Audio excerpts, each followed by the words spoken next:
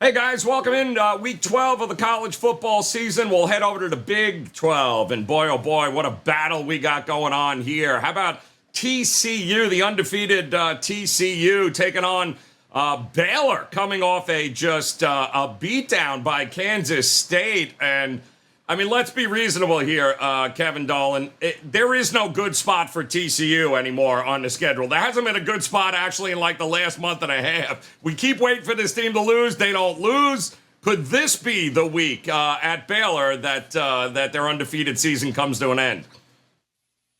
Probably, Joe, because I like them this week. I'll be honest, I'm a bit nervous about this line. Look, I know Baylor are obviously a quality team this year, but just running the numbers on their own here, and I know obviously TCU they've dug themselves some holes over the season so far. But my numbers make TCU a much stronger favourite in this one, going by power rankings alone. You know, Max Duggan has been He's been an absolute roll this season, especially a top 20 QBR rating this season. He ranks fourth in interception rate, top 10 in total touchdowns as well.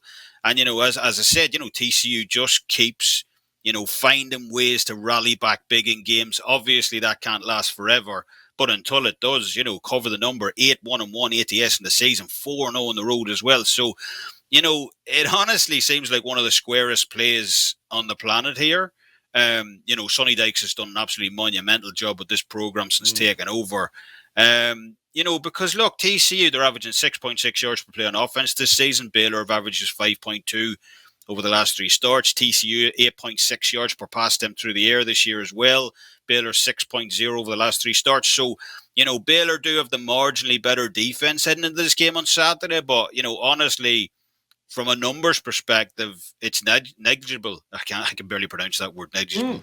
And in some regards, TCU's is actually better, opponent completion percentage, for example. So, I think TCU, again, just going by power rankings, I have them favoured by a bit more here. As we know, they're gunning for that spot in the playoffs as well. So I don't see them particularly easing up here. Again, it looks like a square play, but look, at the end of the day, square or no square, sign me up for a piece of TCU this weekend to win and cover against Baylor. Well, it's what they do, Steve Merrill, apparently. I mean, I can't remember the last time we were like, wow, this is a great spot for TCU. They haven't had a great spot in 2 months here, Steve. So what gives here this weekend? Yeah, I mean, we could actually call this a bit of a rivalry game. I mean, it's 118th time they're going to meet on the gridiron. The question is, what does Baylor have left in the tank? It's always a red flag for me when a team comes up flat in what I thought was a decent spot. And I thought it was a good spot for Baylor last week at home as a 2.5-point favorite against Kansas State. And not only did they miss, they lost 31-3 outright as a home favorite. So that is a concern. They're now 6-4 in the season. Surprisingly, they're actually 6-4 against the number. But TCU's just been incredible. Obviously, the 10-0 straight up record, but they're also 8-1 against the point spread in the major games. One thing that's not talked about a lot, though, and the reason you do figure like TCU is going to falter at some point, was they got their bye after the second game of the season. They got it really early in September, which isn't that beneficial for a team that's good because they don't really have a lot to work on, which means this is now the 9th straight week in a row that they'll be playing a football game without rest. Most teams got their bye within the last month or so. Baylor actually got it a little early as well. They got it the second week of October. But once again, you do wonder if that catches up to TCU at some point. Nothing misleading, though, about the 17-10 outright win by TCU at Texas last week. Their defense completely shut down a very capable Texas offense, held Texas to just 199 total yards. So it appears that they're still fresh. They're playing pretty good ball on both sides. You just wonder at some point if it comes back down to earth. Hard to trust Baylor, though, once again, as a slight field goal dog after missing as a field goal favorite last week. One thing I will say, though, is I mentioned this in the Iowa-Minnesota preview video that we did. Go check that out. I gave it a free teaser play in that. And I mentioned very rarely do I do college football teasers. I wouldn't be tempted by Baylor plus the 2.5 to +3 to take them up in a teaser. Too much uncertainty in this game, especially when a team loses 31-3 last week. So this is an example of a college football game I would not tease. But if you're looking for one you would tease, that Minnesota-Iowa preview here on this channel has some value there. All right. Well, guys, there's no better place to head over to than wagertalk.com. Right now, you can visit Steve Merrill and you can visit Kevin Dolan and grab one of those 3-day And not only the 3-day, the 7-day and the 30-day all-access packages are awaiting, guys. Never miss a best bet. They're there now. Hop on board, partner up with both Steve Merrill and Kevin Dolan for Week 12 of the college football season. Hey, guys, welcome in. A big one in the Big Ten, in fact, this weekend, Week 12 of the college football season. We're looking at Iowa taking on Minnesota. 4 o'clock Eastern time kick. And, yeah, I can't figure it out. Apparently, Iowa is the team to beat now. And that other half of the Big Ten, they can't score, but they win games. Go figure, Kevin Dolan. What happens in this one? First one who scores wins? Basically, Joe, yeah. I'm going to go with Minnesota in this one. I am a fan of Iowa, I have to say. I made a big play on them 2 weeks ago against Purdue, but I think this is a good spot for Minnesota on Saturday. You know, facing the Hawkeyes. That switch of quarterback to Calic Manis definitely seems to have paid, you know, a few dividends for this Minnesota team since Tanner Morgan got injured. You know, he did help rally them from a 10-point deficit 2 weeks ago against Nebraska. You know, kind of managed the game well overall against Northwestern last week as well. And, you know, sometimes that's all you need in a quarterback. You know, he allowed that ground game of the Gophers to take over in that one. And they put up some serious yardage on the Wildcats, you know, Mohamed Ibrahim, especially with those 3 touchdowns as well. So, you know, while I have been impressed with the Hawkeyes overall, over the last few games. I think they're going to struggle on Saturday against this Gophers run game, which put up 302 yards last week against Northwestern, top 10 in the nation overall. And, you know, while Iowa certainly aren't Northwestern in terms of defense, you know, they're giving up almost 20 yards per game more on the ground this season away from home. And a fairly big 1.1 opponent yards per play more also on the road this year. And that's the biggest discrepancy out of any team in the top bracket of defenses this year, not named Alabama. So I think Minnesota can win this game. I think they can roll here on Saturday and, get the win and cover in Minneapolis this weekend. All right. I mean, Steve, I wouldn't exactly say, pack a lunch. This is going to be a high-scoring affair. Maybe the total. I mean, what do you think here? Who can stop the run? Who can score? How do you approach this game? The lowest total I've seen in quite a while if it doesn't involve a service academy, that's for sure. I mean, this is incredible. 32.5, 33 early in the week, and for good reason. I mean, obviously, Iowa's been all defense, really no offense for most of the season. But what's interesting, though, is that hasn't been the case, Joe. The last 3 weeks, the Iowa Hawkeyes have scored 24 points or more in each of their 3 wins. They're also 3-0 against the spread, yet they've still gone under in 2 of those 3 games, as the last 2 games stayed under with 27 and 34 total points. Northwestern game at 46. So they have gone over this total in 3 of their last 4 games. In fact, they've gone over this total in 5 of their last 7 games overall, 32.5, 33 range. So looks like the odds makers have finally done their job and priced it low enough, even though the under has been an obvious play in these games. 2 running teams, 2 good defensive teams. Really not much value left at this point. By the way, Minnesota also perfect 3-0 straight up their last 3. They've gone under in all 3 of those as well. However, the last 3 games, 31, 33, 34. So really does look like they've done a good job pricing this too low to play down the under. Team total range would be like a 17 to 15, 18 to 15 game. So I think the total is probably not playable in this range. Iowa has improved their offense.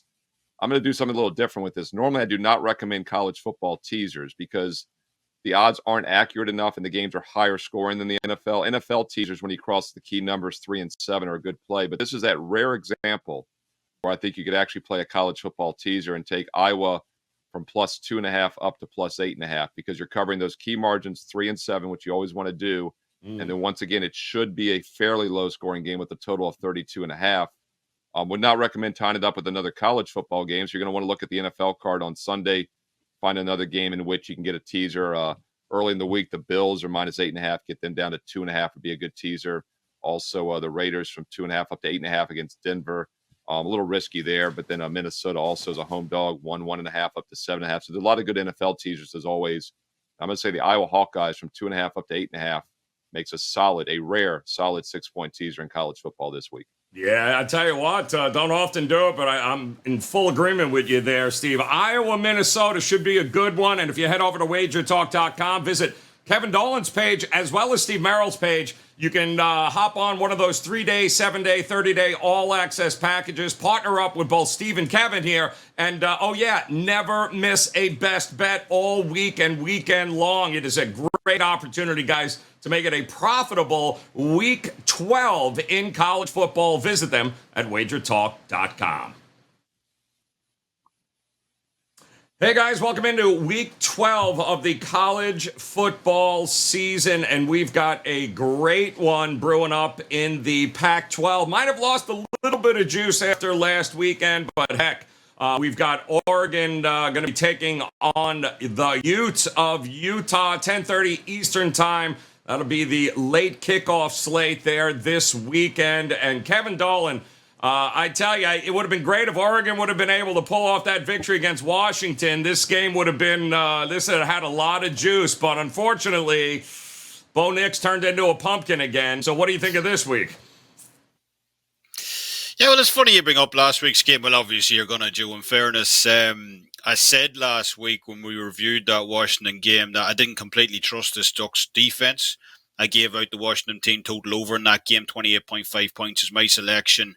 As I said, because I just didn't see that Ducks defense being able to contain, Washington's passing attack in that one. And, while it took a bit of time to get the ball rolling points wise, once it did, Oregon looked unable to stop Washington, especially in that fourth quarter. So, the Huskies averaged 11.7 yards per pass attempt through the air in that game, 408 yards total through the air as well. Absolutely huge numbers. So, while the Ducks won't have to contend with that same level of passing attack this time around, they instead have to contend with a Utah team that has absolutely pummeled opponents on the ground this year.